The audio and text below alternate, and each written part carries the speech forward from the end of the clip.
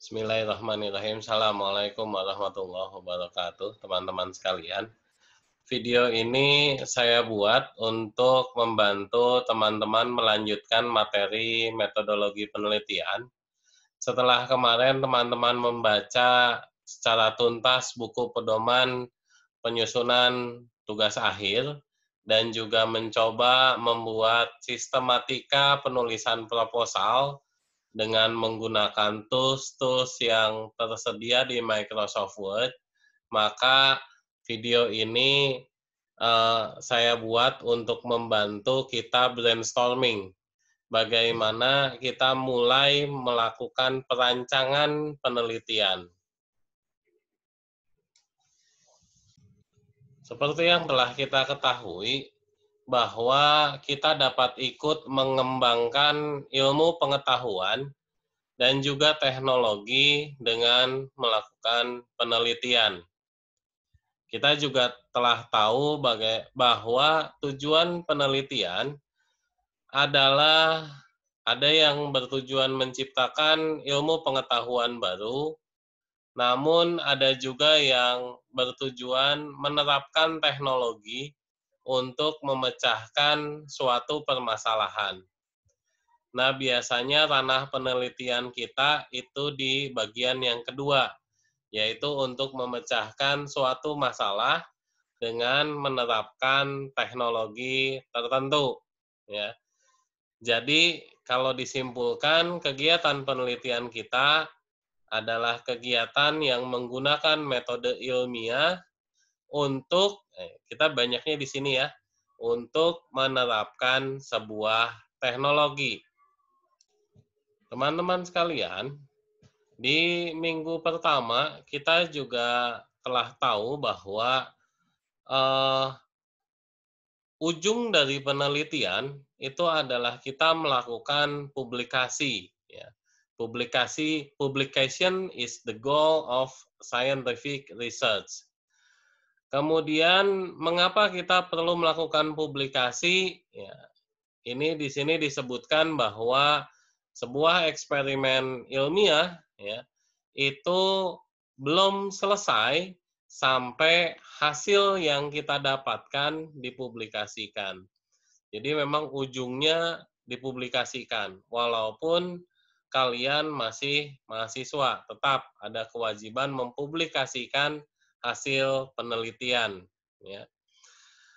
Kemudian juga ada pernyataan, the cornerstone of philosophy of science is based on the fundamental assumption that original research must be published. Jadi memang ada kewajiban publikasi. Bahkan kalau kita menengok dari aturan pemerintah, ada peraturan menteri yang mewajibkan bahwa penelitian mahasiswa pun harus dipublish.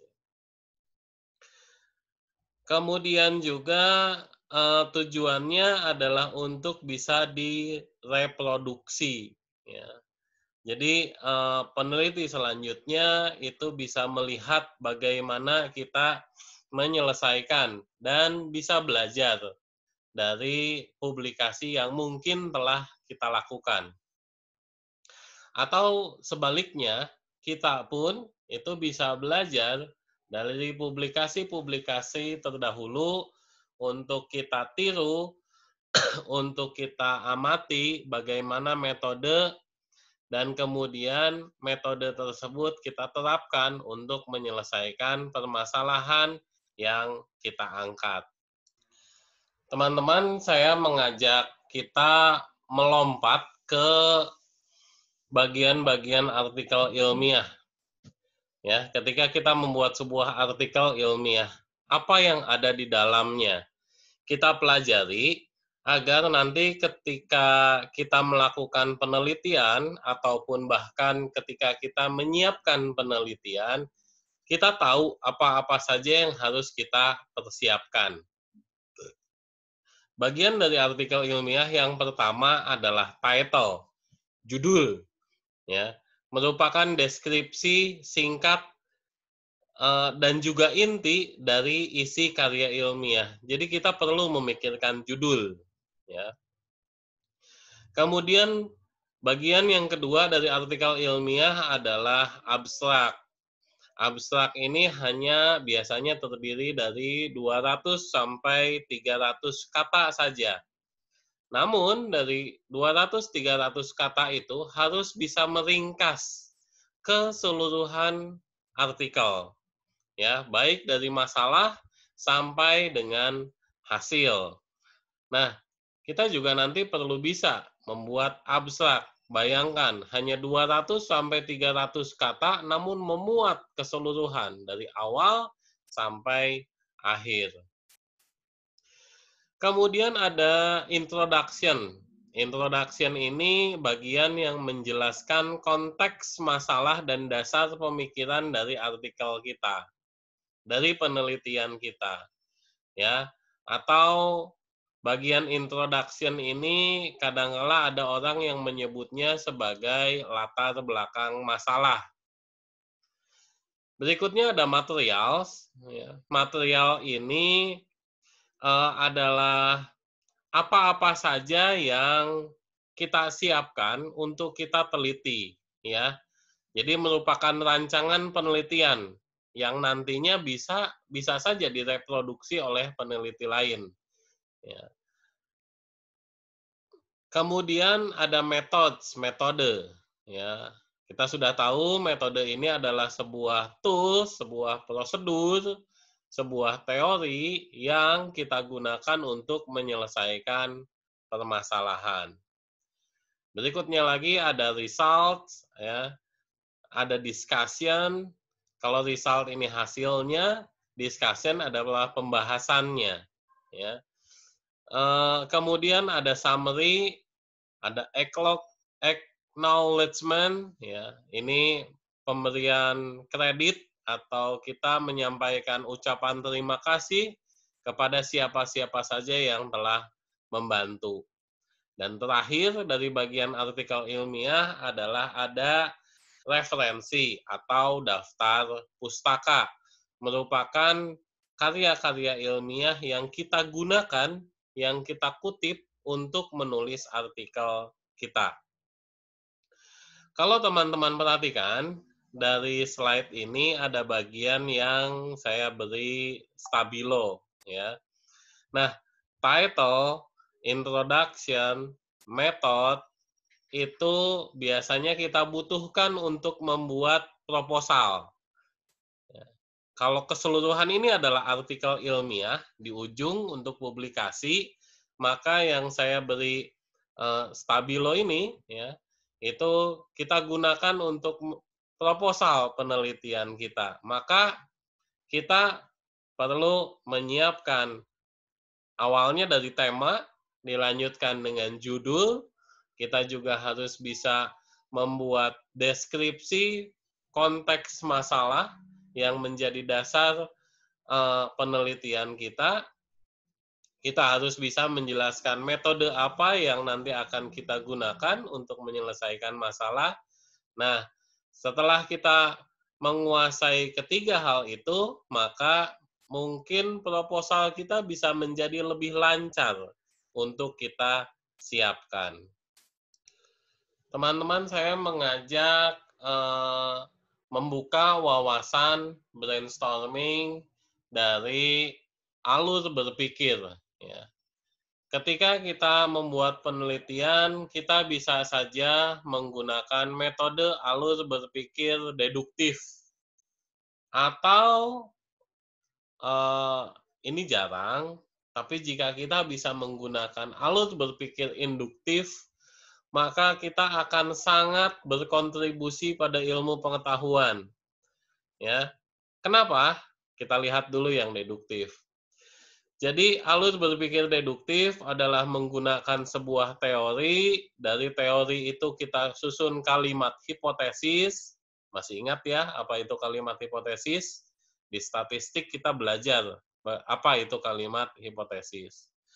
Kemudian, dari kalimat hipotesis yang kita bangun, kita melakukan sebuah observasi terhadap masalah, ya, kita selesaikan masalah tersebut, kita gunakan kita gunakan teori ini untuk menguji hipotesis dan diakhiri dengan konfirmasi, kesimpulan.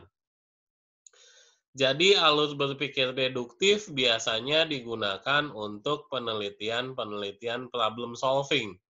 Kita menggunakan teori untuk menguji hipotesis yang kita bangun, dan kemudian dari hasil observasi kita lihat apakah hipotesis kita ini bisa diterima atau tidak. Itu di bagian confirmation atau kesimpulan. Sementara jika alur berpikirnya induktif, maka dibalik. Diawali dari sebuah observasi masalah, kemudian kita akan melihat sebuah pola dari observasi masalah tersebut, dan kemudian kita akan bangun kalimat tentatif hipotesis.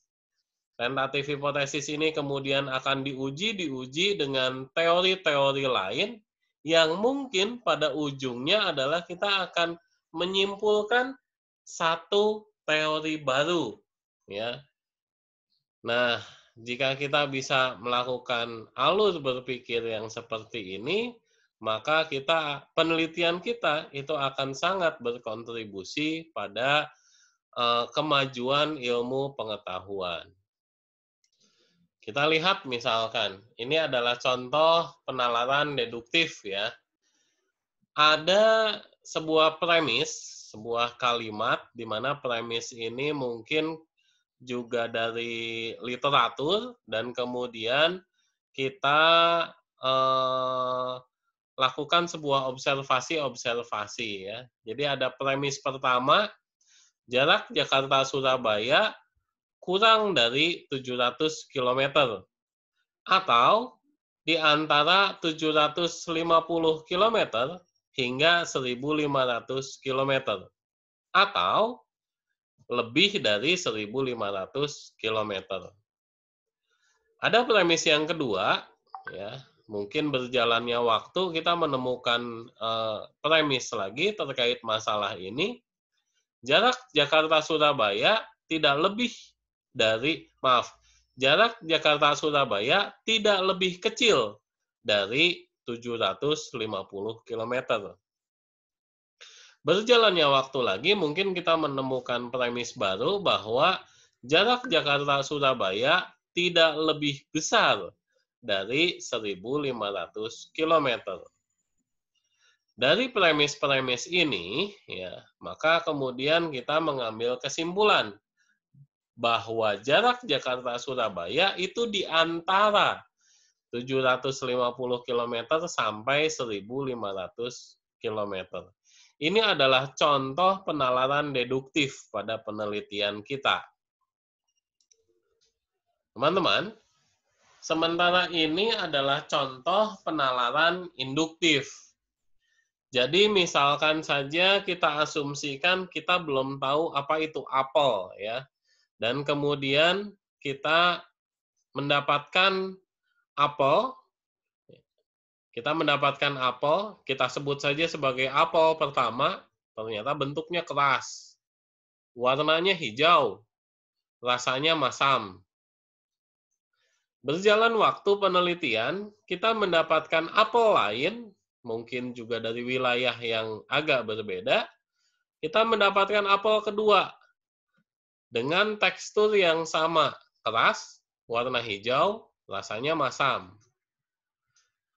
Kemudian lagi berjalannya waktu, kita juga mendapatkan fakta berikutnya. Kita mendapatkan apel yang ketiga, dengan karakter yang sama juga, yaitu keras, warnanya hijau, rasanya juga masam. Nah, dari fakta-fakta ini, kita membuat sebuah kesimpulan, kita mengajukan kesimpulan ya berdasarkan fakta, bahwa kita bilang berdasarkan fakta semua apel itu warnanya hijau, teksturnya keras dan rasanya masam. Ya, kalau memang ini adalah sesuatu yang baru di ilmu pengetahuan, maka kita bisa mengklaim bahwa teori yang kita publikasikan ini itu adalah teori hak cipta kita. Baik, teman-teman, brainstorming saya arahkan ke persiapan kita meneliti. Untuk kita bisa mulai melakukan penelitian, maka tentu kita harus sudah punya ide.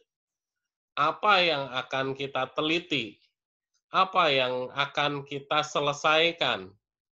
Apa yang akan kita jadikan suatu objek masalah untuk mungkin kita buat lebih baik.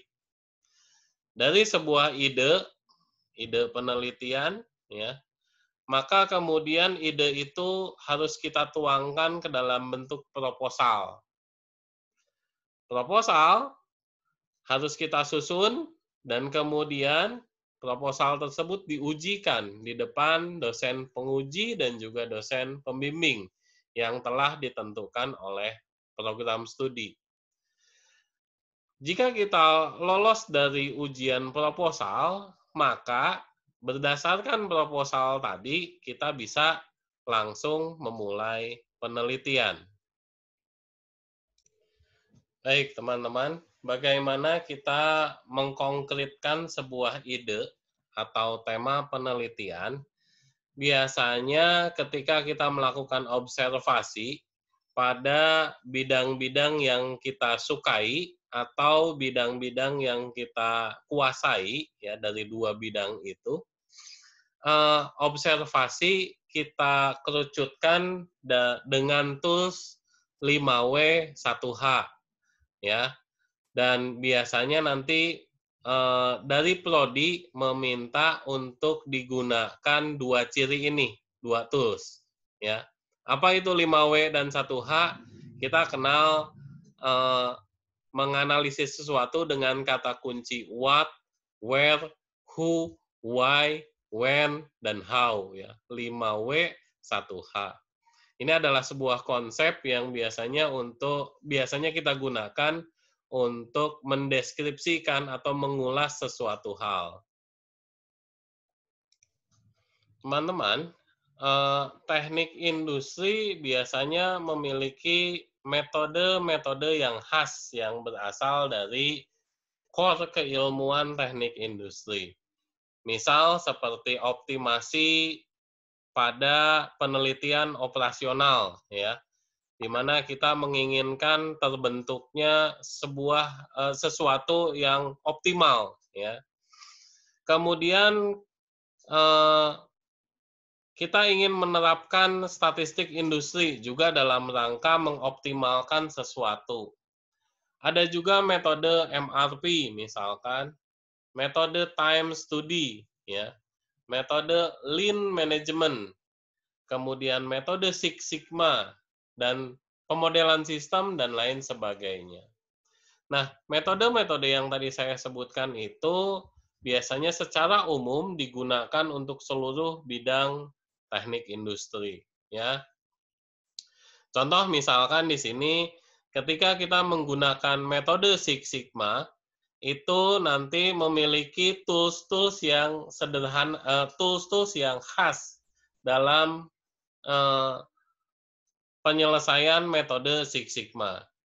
Tools tersebut biasanya, ya, karena Six Sigma ini biasanya digunakan untuk penelitian-penelitian pada bidang kualitas, maka tools tersebut bisa membantu kita untuk menyelesaikan permasalahan-permasalahan di bidang kualitas. Kemudian jika kita berbicara where, di mana penelitian kita ini diterapkan, walaupun definisi industri itu luas dan bisa juga mencakup industri jasa, tetapi secara tradisional teknik industri menyukai industri manufaktur yang dijadikan objek permasalahan. Bisa dikatakan pula bahwa industri manufakturlah yang menjadi bidang utama di teknik industri.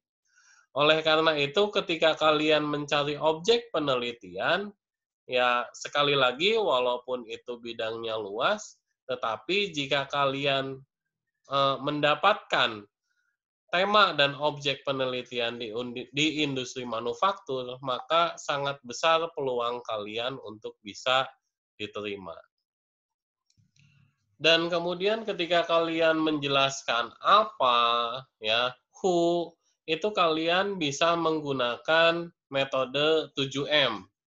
Man, money, method, machine, material, market, marketing, dan information, ya.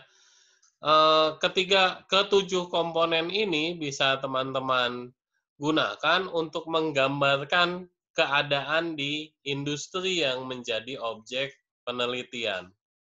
Man misalkan berarti kita deskripsikan berurusan dengan faktor manusia, entah itu kinerja, entah itu organisasi, entah itu ergonomi, ya.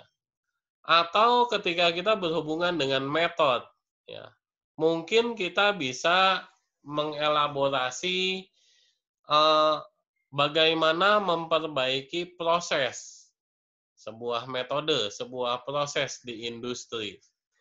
Tujuannya mungkin efisiensi waktu, ya, efisiensi biaya misalkan. Mesin juga begitu. Ketika kita berbicara untuk meningkatkan nilai manfaat dari mesin, kita bisa meninjau bagaimana unsur pemeliharaannya, unsur perancangannya.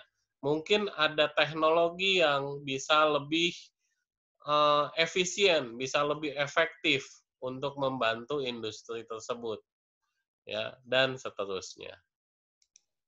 Jadi, ketika kita mencari sebuah tema, bisa dipastikan tujuan utama dari semua penelitian kita adalah menjadi ultimate goal, yaitu adanya efisiensi dan efektivitas yang optimal dari sistem yang kita tinjau.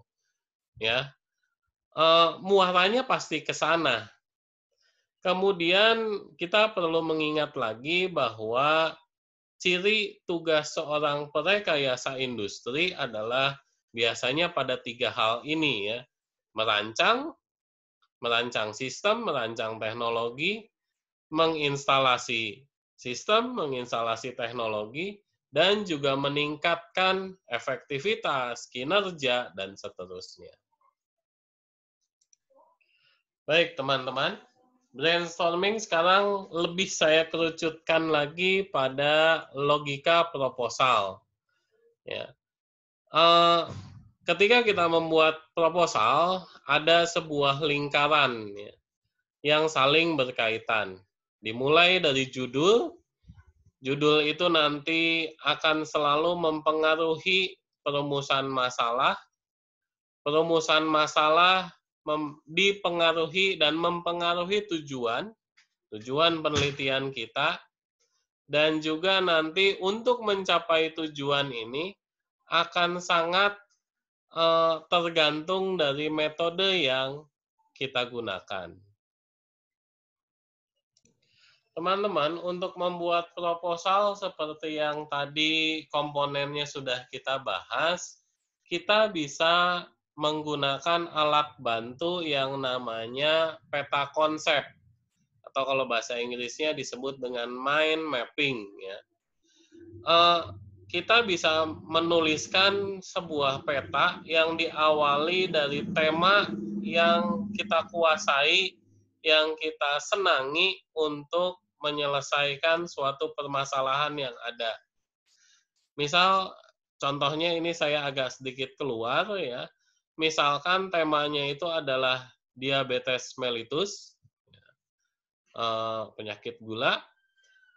Kita bisa menuliskan mind mapping seperti misalkan orang yang menderita diabetes mellitus, DM, itu orangnya pasti sering mengalami berbagai komplikasi penyakit yang lain, ya. Kemudian kita juga tahu bahwa orang yang sudah terkena DM maka pasti sakitnya itu bertahan seumur hidup, tidak ada kemungkinan sembuh, ya. Karena memang DM itu merupakan suatu penyakit yang belum ada obatnya, seperti itu. Kita juga tahu bahwa DM pengobatannya mahal, ya. Jadi ini kita tuliskan semua, ya. Fakta-fakta, konsep-konsep yang terkait dengan tema disesuaikan juga dengan kasus yang sedang kita tinjau, kita tuliskan, dan kemudian ada sebuah teori ini, ada sebuah teori bahwa ada alternatif dari daun-daunan untuk mencoba, sebenarnya bukan obat ya, apa namanya, yang bisa membantu penderita penyakit DM, ya. Jadi di sini ada alternatif. Nah, kemudian kita kembangkan dari sebuah teori ini. Kita kembangkan konsep kita untuk kita buat sebuah proposal. Jadi misalkan daun juwet itu di sini sudah dikenal masyarakat. Kalau tadi di atas ada eh, klausul bahwa DM itu pengobatannya mahal, nah dengan alternatif daun juwet ini, maka bisa menjadi murah misalkan. Ya, itu bisa kita tuliskan untuk kita bantu nanti ketika kita membuat latar belakang masalah. Mind mapping ini nanti tolong teman-teman belajar membuat ya. Mungkin nanti langkah awal kita lihat dari penelitian orang, tidak ada mind mappingnya pasti di dalam laporan penelitian orang tersebut. Tapi dari situ kita bisa belajar membuat mind mapping. Apa sih tema utamanya? Maka kemudian kita coba nih, ya, kita coba kembangkan mind mapping-nya. Teman-teman, setelah kita mengolah tema dengan mind mapping tadi, maka kita melangkah ke tahapan selanjutnya, yaitu kita membuat judul. Dan di sini saya buat judul slide yang saya kira cukup menarik ya, yaitu judul yang seksi. Pasti kalian akan langsung melihat judul ini. Ya, itu adalah salah satu contoh untuk membuat judul. Sangat penting untuk menarik perhatian pembaca, dalam hal ini nanti dosen penguji, untuk bisa menarik perhatian mereka terhadap judul kita. Judul itu harus informatif. Judul juga harus tersusun yang baik. Jadi perhatian pertama orang ketika membaca proposal kita adalah pada judulnya. Oleh karena itu kita harus mampu membuat judul yang menarik dengan konsep seperti ini. Ya. Ini misalkan saya beri contoh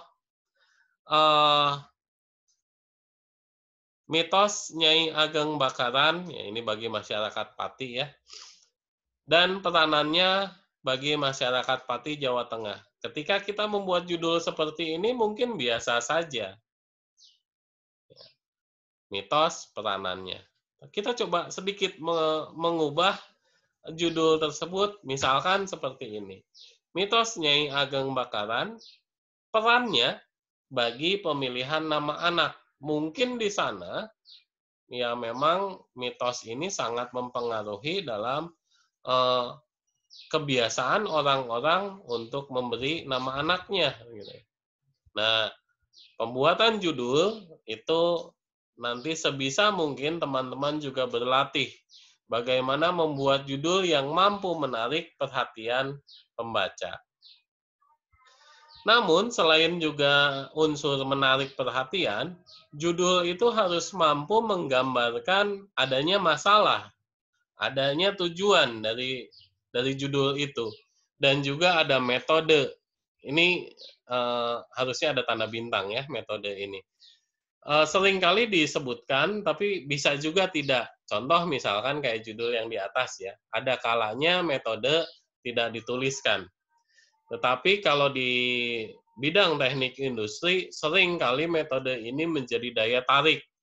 Apalagi jika metodenya merupakan metode yang masih sangat baru, masih kekinian metodenya. Teman-teman sekalian, dalam membuat judul itu sebisa mungkin jangan terlalu panjang. Kalau bisa ya judul itu kurang dari 20 kata. Kemudian ketika kita membuat judul, sebisa mungkin judul itu harus logis dan researchable, ya. Bisa untuk kita teliti. Komponen berikutnya dalam membuat judul adalah, tadi kan sudah disebutkan, kalau bisa itu kurang dari 20 kata. Ya, artinya judul itu harus jelas, ya, harus ringkas, tapi juga dapat dipahami tujuan yang ingin dicapai. Dan kemudian judul itu harus menunjukkan adanya permasalahan dan peluang untuk mengatasinya. Ini mirip seperti komponen yang nomor 2 tadi, ya. Baik, teman-teman, kita lebih fokuskan lagi brainstorming-nya. Setelah tadi membahas judul, maka sekarang kita mulai melihat komponen-komponen dari proposal. Proposal biasanya terdiri dari 6 komponen, yaitu introduction, kemudian literatur review, metodologi, ya, preliminary data, statement of limitation, dan juga conclusion. Conclusion ini conclusion di bagian proposal, ya. Nah, kita fokuskan di bagian pertama, yaitu introduction. Di bagian pendahuluan dari sebuah proposal, kita akan menjelaskan apa itu masalah yang kita teliti, ya. Kemudian kita juga menjelaskan mengapa itu menjadi masalah yang penting untuk kita selesaikan. Dan nanti juga harus ada pengantar bagaimana kita akan menyelesaikan masalah ini. Itu semua kata kunci ini tertuang di bagian introduction. Bab 1, pendahuluan. Lebih khusus lagi nanti di bagian latar belakang masalah. Jadi di bagian introduction ini kita taruh semua pertanyaan dari penelitian yang akan kita lakukan, ya. Kita jelaskan di bagian ini. Oleh karena itu sebenarnya di bagian introduction bisa kita sebut juga summary of proposal.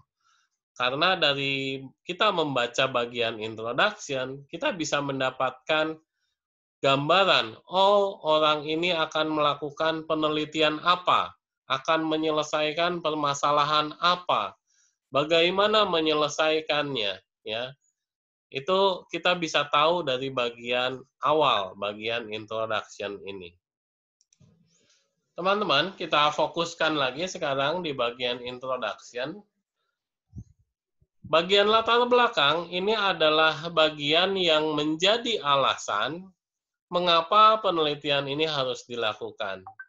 Dan ketika kita melakukan penulisan introduction, maka kita harus bisa mengenalkan, ya, introduce the topic, memberitahu, mengenalkan topik yang akan kita angkat itu apa.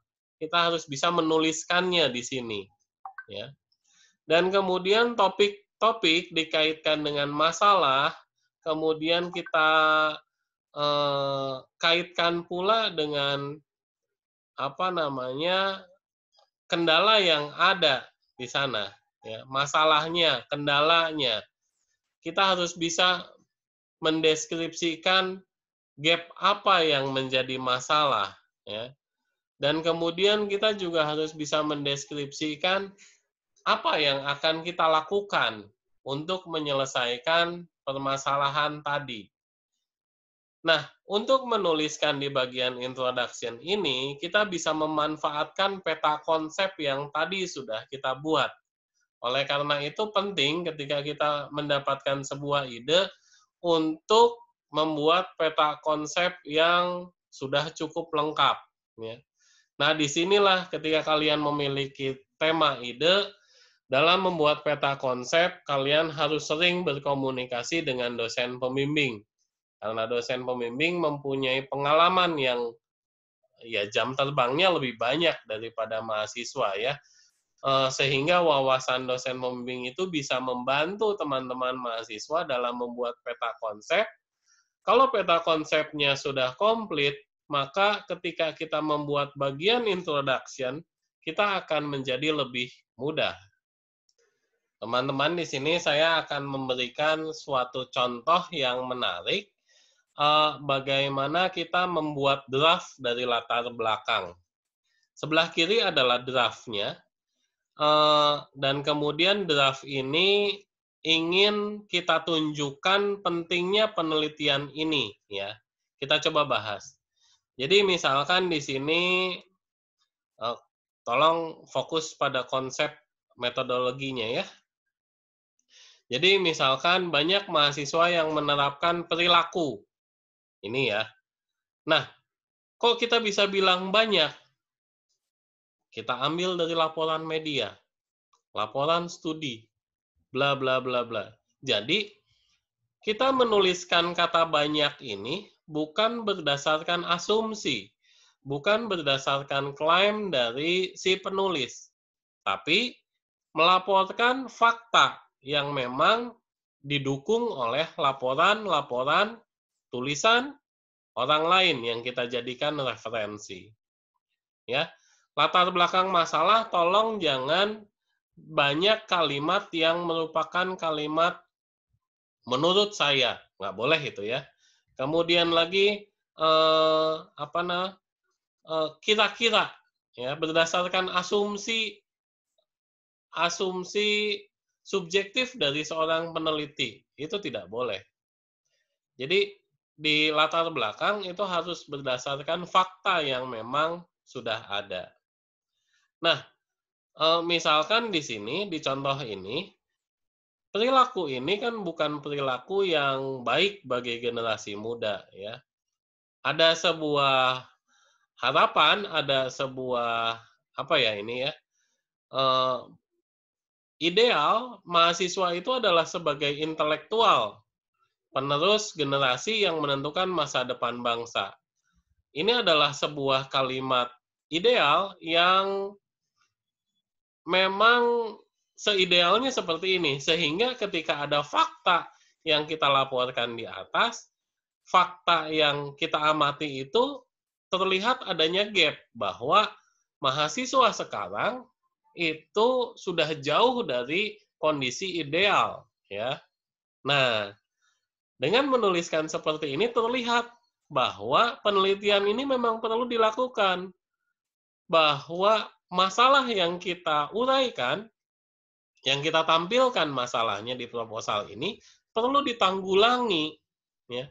Lihat, di bagian latar belakang ini sudah mulai kelihatan nih, pentingnya penelitian ini dilakukan. Ya, sudah mulai kelihatan. Begitu teman-teman cara membuat latar belakang masalah. Kemudian, ya, kita lanjutkan nih latar belakangnya. Bahwa untuk menanggulangi fakta yang tadi kita laporkan itu, perlu dilacak faktor-faktor penyebabnya. Mengapa bisa demikian?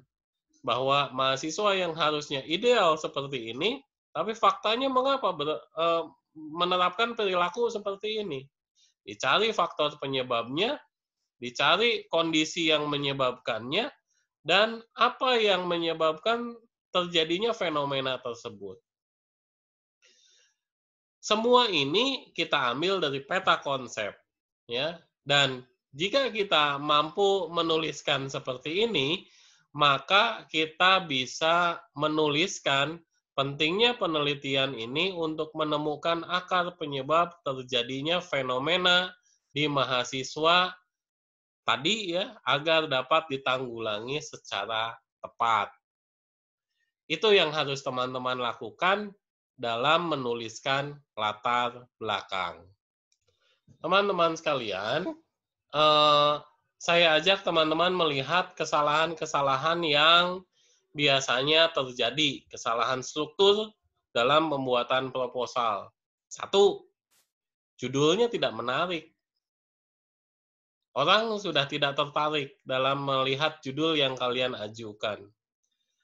Alasan-alasannya bisa jadi judulnya terlalu biasa, kasusnya sudah terlalu umum, metode yang digunakan juga sudah banyak diulas, bahkan di internet sudah mudah kita baca, ya.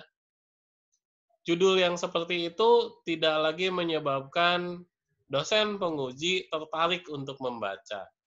Jadi, tolong hindari hal seperti itu.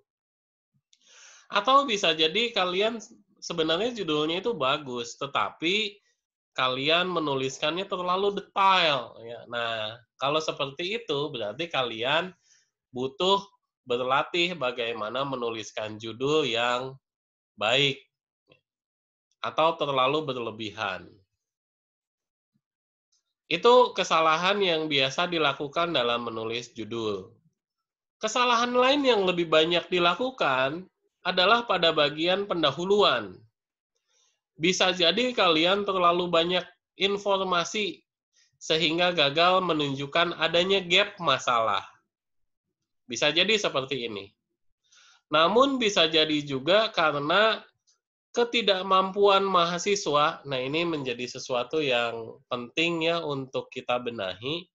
Mahasiswa saat ini kurang pengalaman menulis, sehingga mahasiswa tersebut tidak memiliki kemampuan untuk menuliskan pendahuluan secara ideal.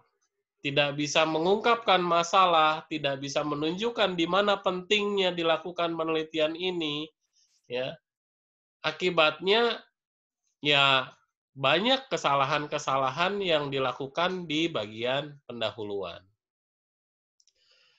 Teman-teman, karena tadi saya sebutkan kurangnya pengalaman mahasiswa dalam menulis, ada banyak contoh kesalahan yang sering dilakukan di bagian pendahuluan, ya. Nanti silahkan teman-teman baca slide ini, kalian cermati dan coba ketika kalian membaca, ada nggak sih makna yang bisa saya pahami? Ya, misal contoh di sini, ini terlalu banyak kata. Ya. Seharusnya tidak perlu menuliskan sepanjang ini, sehingga kita bingung untuk mendapatkan makna apa sebenarnya yang ingin disampaikan. Selain juga kesalahan-kesalahan teknis menulis. Misal seperti ini ya. Ya mungkin teman-teman berkata, "Pak, maaf typo." Itu alasan yang sekarang sering diungkapkan oleh mahasiswa. Teman-teman, tolong setelah kalian mempelajari metodologi penelitian, ketika kalian membuat proposal, typo adalah sesuatu yang harus dihindari. Ya. Bisa saya katakan bahwa typo itu haram hukumnya untuk kalian lakukan. Karena ya pasti akan dikoreksi, pasti akan dikritik oleh dosen penguji. Typo tidak boleh, lebih-lebih kita tidak bisa mendapatkan gambaran apa sebenarnya yang ingin kalian sampaikan, ya. Sekali lagi nanti dari contoh-contoh ini tolong kalian baca dengan seksama dan saya yakin juga kalian akan menilai ini apa sih sebenarnya yang ingin disampaikan. Nah, kesalahan itu yang saya harapkan tidak kalian lakukan juga. Setelah kalian tahu, oh ternyata menulis pendahuluan itu tidak mudah, maka saatnya sekarang kita berlatih. Bagaimana membuat pendahuluan, bagaimana kita menjelaskan masalah, sehingga kita bisa dengan pasti mendeskripsikan dalam bentuk tulisan ya, mendeskripsikan bahwa pendahuluan ini memang betul ada masalah, bahwa ini memang penting untuk kita teliti.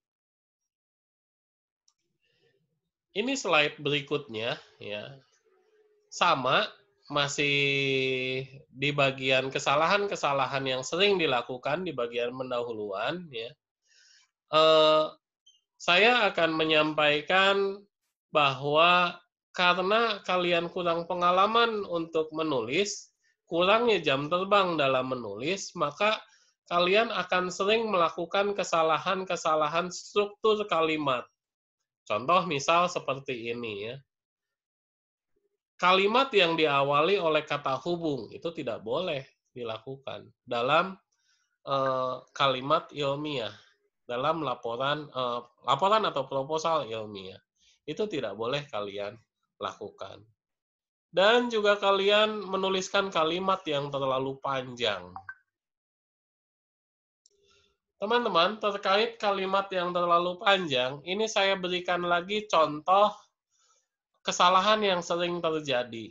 Ya, satu paragraf, ini ya, satu paragraf terdiri dari satu kalimat yang kemudian ketika kita baca tidak ada maknanya.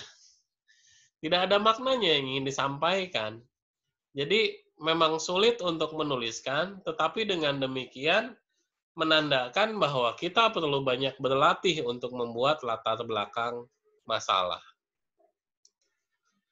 Ya, perlu berlatih membuat latar belakang masalah. Perlu berlatih untuk menulis. Kalian harus meningkatkan jam terbang kalian dalam menulis yang baik dan benar. Kalian harus bisa, oh saya tuh mau ngomong ini, maka kalimat yang kalian tuliskan juga sama. Orang yang membaca tulisan kalian mendapatkan pemahaman yang sama yang akan kalian sampaikan. Ya. Nah, mari kita hilangkan kemampuan literasi yang rendah ini.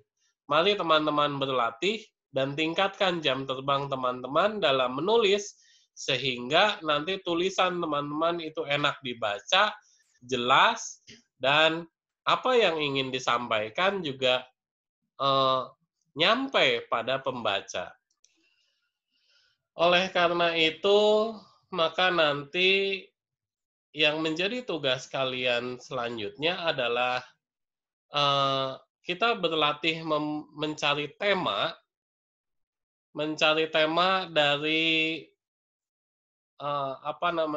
dari pokok bahasan yang kalian sukai dan yang kalian kuasai. Jadi nanti ada beberapa hal yang menjadi tugas kalian, mulai dari peta konsep, judul, ya, dan kemudian nanti dilanjutkan dengan membuat latar belakang masalah.